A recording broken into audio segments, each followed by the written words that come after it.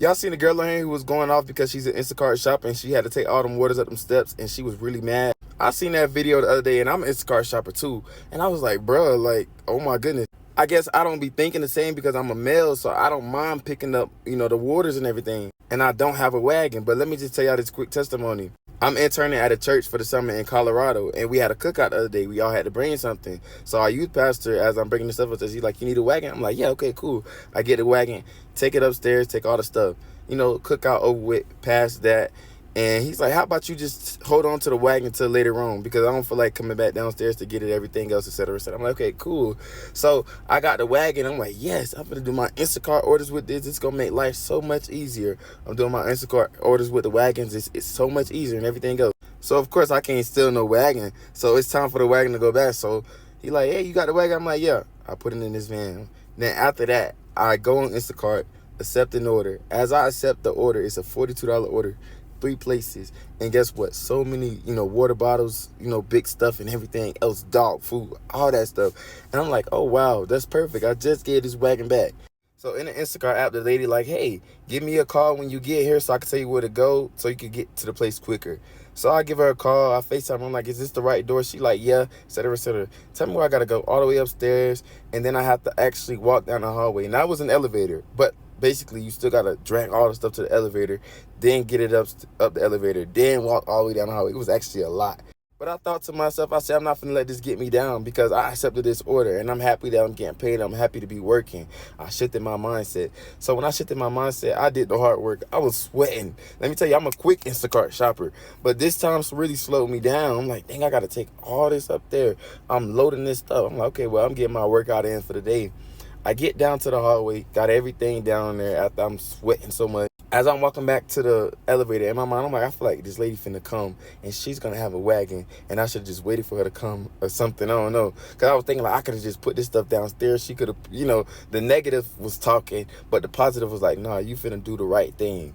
Nevertheless, I'm walking down the hallway towards the elevator. She's like, hey, did you have to carry all that up here? I'm like, yes, I did have to carry it up here. But you know what's funny about it? This is me being the person who I am, just loving to evangelize. I'm like, I just gave my pastor back his wagon. That's an open door to talk about God. And me also being transparent. So she's like, wait, you said a pastor? So I'm like, yeah, you should come check out the church. It's very seeker friendly. And I was like, if you looking for God, this is a perfect place to come and, da-da-da-da-da. And she starts telling me about what she's been going through and everything else. And I'm like, okay, cool. So she was like, thank you so much. She told me about how she went on missions and et cetera, and how she's been trying to find a church to go to.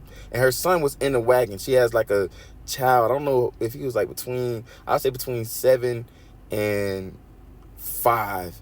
He couldn't be no more than 8 or 9. Remember she had my personal number? Why did this woman do this? She sent me $10 and said, I'm sorry you had to carry everything up one by one, but thank you very much. Not only that, this is when it gets good. After all the thanks and everything else, she says, I don't mean to blow you up here, but I just want you to know just how much purpose God had in you today. My son has really struggled with some hurt and even anger towards God in the last year. We have been praying and talking through it. But after our quick chat with you today, he said, Mom, he was so kind as we were walking towards our door. Then when we got inside, he brought you up again and said, he was so nice. Can we go to the church he was talking about? I said all that to say that God is in the details. When I got that wagon, I was not thinking God is going to use this wagon as an open door for a conversation, for a little boy's faith to be restored. I was not thinking about that. And then even just me just naturally being kind, we know kindness is the fruit of the spirit. Just open the door for somebody to say, I want to go to the church that he's talking about. And I don't remember the lady's video who just inspired me to make this video. But basically, when I seen her video, I was like, ugh, I get it.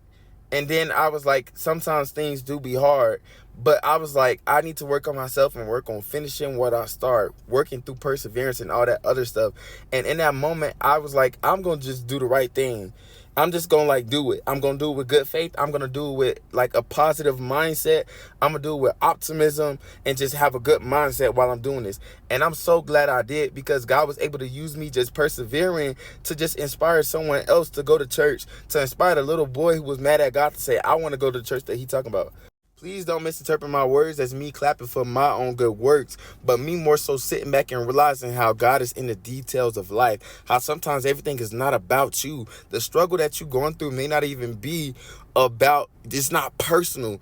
Don't take it personal. Imagine how to take it personal. Life is just so, and I'm just over here mad because I don't got a wagon. I got to carry up all these waters up these stairs, and it's not worth it and everything else. But when I changed my mindset, I was able to see something great and amazing happen, and I just value that. So this is not about me bragging about self, but more so seeing how God is in the details of our life. And if we just persevere, we can even just be a testimony to somebody else. We can help restore somebody else's faith just because we persevered and had a good attitude while doing it. Being kind. Yes, we got bad days. Yes, it be hard. Yes, sometimes you get mad, you get sad. But it's like, are we going to stay in that place, or are we just going to have a positive mindset and push through and finish well and do a great job and be faithful to the job that we accepted? I accepted that order. I had to do that order. I couldn't quit. I had to keep going. And I'm so grateful I did, because the little boy's faith was restored. So this was my 6-minute sermon, unintentionally. And y'all ain't know it was going to this place, but it did. And if it blessed you, go ahead and be blessed. Amen.